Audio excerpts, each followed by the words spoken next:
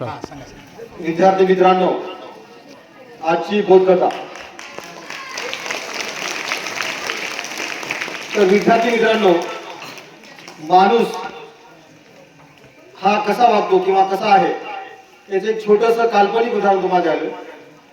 एकदा काय झालं होतं, माणूस, घोडा, गाढव, माकड आणि बैल हे हे चारही प्राणी देवाकडे गेले. देवाने सांगितलं की तुम्हाला सगळ्यांना मी आयुष्य द्यालं, 25 वर्षाचं तुम्हाला आयुष्य असेल सगळ्यांना. तर सगळ्यांनी मान्य केलं प्राण्यांनी किंवा मला 25 वर्षाचं आयुष्य मान्य आहे. तेवढ्यात मानव काय म्हणला की मला देवा जास्त वर्ष जगायचे, मला 25 वर्षात काही होईना. तर मग सगळ्या प्राण्यांचं थोडं आयुष्य कमी करा आणि मला त्यांचं आयुष्य द्या. तर देवाने मान्य केलं की काय करू आपण, घोड्याचं 10 वर्ष, माकडाचं 10 वर्ष, बैलाचं 10 वर्ष आणि गाढवाचं 10 वर्ष आयुष्य काढलं आणि मनुष्याला देऊन टाकलं. मग हे प्राण्यांचं 10 वर्ष आयुष्य कमी झालं, त्याच्याऐवजी ते 15 वर्ष जगू लागले. पण माणूस हा 65 वर्षाचा वर जगू लागला.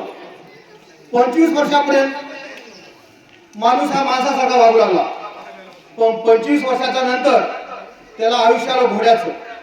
25 ते 35 आयुष्य हे माणूस घोड्यासारखं पळतो. घोडा जसा फास्ट पळतो तसं सगळे काम फास्ट करतो. 25 ते 35 प्रत्येक गोष्ट लवकर करतो.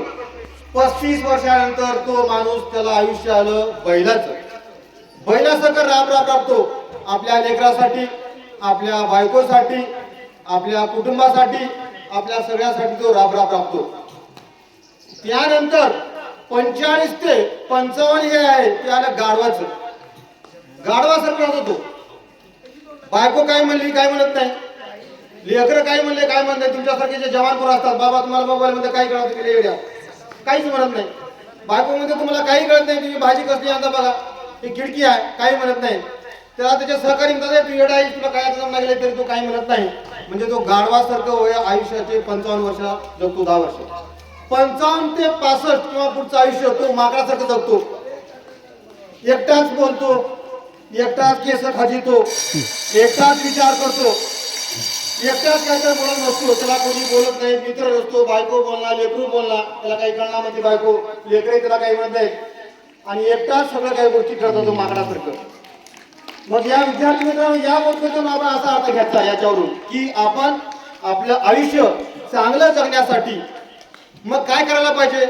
पैसा जमवला पाहिजे का मग या वेळामध्ये आपण नाही. तर पैसा न जमवता आपण चांगले मित्र, चांगले साथीदार, चांगले सोयरे, चांगले व्यक्ती आपल्याजवळ जमायला पाहिजे, जे आपल्याला 55 वर्षानंतर सुद्धा किंवा आपल्या म्हातारपणी सुद्धा आपल्या अनंत काळापर्यंत आपण जोपर्यंत आहोत ते आपल्या सोबत राहिले पाहिजे. आणि 10वी मध्ये जे आहेत, जे विद्यार्थी आपण सध्या 10वी मध्ये आहोत, आता अनेक आपण ह्याच्यावर समाज माध्यमावर बघतो की आता जे 55 वर्षाचे, जे 58 वर्षाचे आहेत, त्यांचं 10वीचं गेट टुगेदर झाले. म्हणजे जे 10वीला जेव्हा होते त्यांनी त्या विद्यार्थ्यांचं गेट टुगेदर झाले. म्हणजे ते विद्यार्थी आता सुद्धा कनेक्टेड आहेत. त्यामुळे तुम्ही आता आपल्या मित्रासोबत, आपल्या कलिग सोबत आपण चांगलं वागलं पाहिजे. त्यांच्यासोबत छोट्या छोट्या गोष्टीवर न भांडता, छोट्या छोट्या गोष्टीवर कोणताही राग द्वेष न मानता चांगलं मानून आपण जगलो तर आपलं जीवन चांगलं होते, असा या बोधकथेचा अर्थ आहे. धन्यवाद.